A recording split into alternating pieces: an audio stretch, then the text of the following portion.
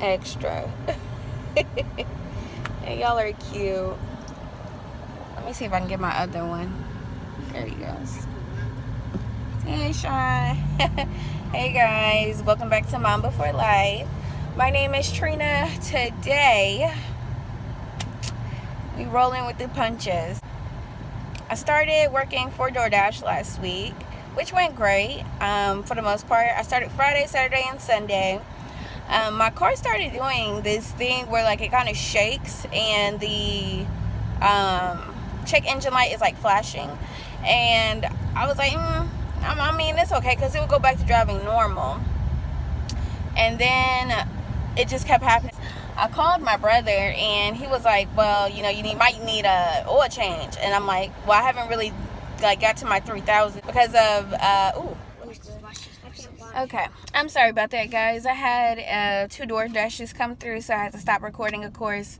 But my vehicle was acting crazy while I was driving, and so I talked to my brother about it, and he was like, go get an oil change, which I hadn't had an oil change since, well, I was due for an oil change May 23rd, but you know, obviously with the pandemic going on, I did not get a chance to get to my 3,000.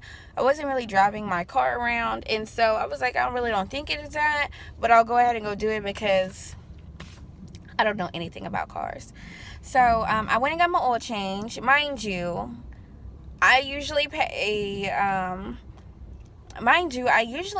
about $50, and that's a lot, at Walmart. I had to go to Valvoline because they offered the drive-through, and you know, that's what's best for my kids right now because I don't have masks for everybody, and really and truly I'm not wanting to bring them in any place that's like not necessary. And $128 for an oil change and a new filter. And then as soon as I got that taken care of, I went back dashing, and my vehicle now was not only shaking, but it was also shaking while longer. It was shaking longer, and it was obvious that the issue had not been solved. So I called my brother and I was like, you know, it's not the whole change. So I went and tried to take it to drop it off today, which I did. I did drop it off, but I had to go back and get it because I talked to the guy yesterday. He was supposed to be open. He told me they would be open at 8:30. And yeah, I went there. Guess what? I didn't go at 8:30, but I went around 11, and yeah, I was like, yeah, it's not open. So I left my car there for about an hour, went and did, well, about 2 hours. Went and did some dashing with my brother. He was so sweet to help me out. Nothing. So I went on ahead and just got the stuff that I've been needing to drop off. If you can see, my poor babies are sitting very uncomfortably. We got to go drop this off. I usually take it to this thrift store that uses the proceeds to help disabled adults and stuff, but they're not open or accepting donations. And then another place that gives out free clothes every Tuesday, they're not open. And so I'm just gonna have to go drop it off to Goodwill because I ain't got time to find the donation spot. So we're about to go drop that off, but we stopped so my brother can go grab a fish plate from these people selling fish. Oh, this is South. Like, everybody sells plates down here. That's just what it is. But I'm gonna get a little piece of his fish. And then we're gonna go ahead and go start dashing.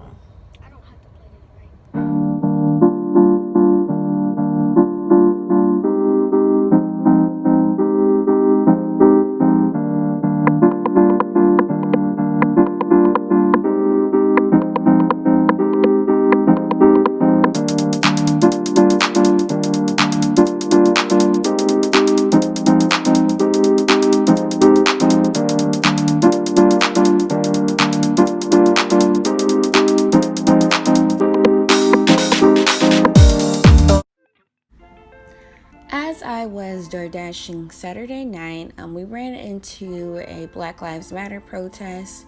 Now, I had no idea that there would be a protest in my city, but to be honest, you know, even if I'd known, I wouldn't have gone.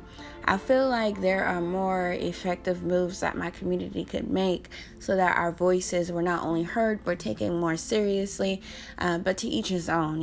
If your heart is moved to go protest, definitely go do that. What I found most beautiful about the protest in my city is that there were just as many white people protesting as there were black people protesting. And there were so many white women, white men. I even seen children. I'm sure some of them were teenagers, but it's all the same. And to me, I feel like that communicates that not only are white people standing up to white supremacy, but they're also teaching their children how to fight and use their privilege to stand up to white supremacy. And I think that's amazing. I understand that, this is not the easiest thing to talk about, especially when, you mix races, and, just seeing them come out and support, it really means a lot to me, because I myself feel like I have 4 black sons, but, I obviously know that 3 of them are biracial. And, having these conversations where we have to talk about why a black man was murdered is not always the easiest thing to do, because I never want to make them feel like they have to hate their white self because, they identify as black. They have a good relationship with their paternal white grandparents. Even my oldest son, they treat him like they treat the other 3. And so I never want to make them feel like they can't love their grandparents because they're white, or that their grandparents are racist because they're white. But at the same time, I don't want to push a false narrative, especially with the younger 3. I don't ever want them to feel like they're special because they're biracial, or, a racist will hate them less because they're half white. My children normally see their grandparents about 4 to 5 times a year. Now, with the exception of last year, they did see them more because the grandparents came out to support them at their football games. But generally, it's about 4 to 5 times a year to accommodate birthdays and 2 holidays. Now, my family, they see at least one of them, every week. And I talk to at least one of my siblings, if not more, every day. So, it's no surprise that they identify as black because they have a stronger relationship with their black family. So this was a really good experience. I know they enjoyed it. While we did not get out and protest, we did show support when we drove by, raising our fists out the window to let them know that we do support. And, it was a great experience for us. I'm glad that we got to witness it. I set out this week with what I felt was an attainable goal of $350. I only made $240 this week, so that was a bit of a bummer. But when I think about it, I had car issues. I had to sit an hour and a half on Saturday night in traffic during the Black Lives Matter protest. And, DoorDash was sending out some pretty crappy orders. I'm talking about like 10 miles for $3. I'm not doing that. So when you put all that in there together, I definitely feel like $240 is reasonable. I worked from Wednesday to Sunday, and I only cleared $50 Friday and Saturday night. So that was a bit of a bummer, but at the same time, I'm still trying to learn my area. I'm trying to figure out what times and days work best for the area that I live in. I've seen some people make $100 during their lunch hour, whereas that is just not possible in my area. I don't feel like it is. I feel like we're oversaturated with dashers, and the business is just not that good. But again, I'm still learning the area. I have been binging this one channel, which has been very helpful. I'll link it down below in case any of you are wanting to become dashers.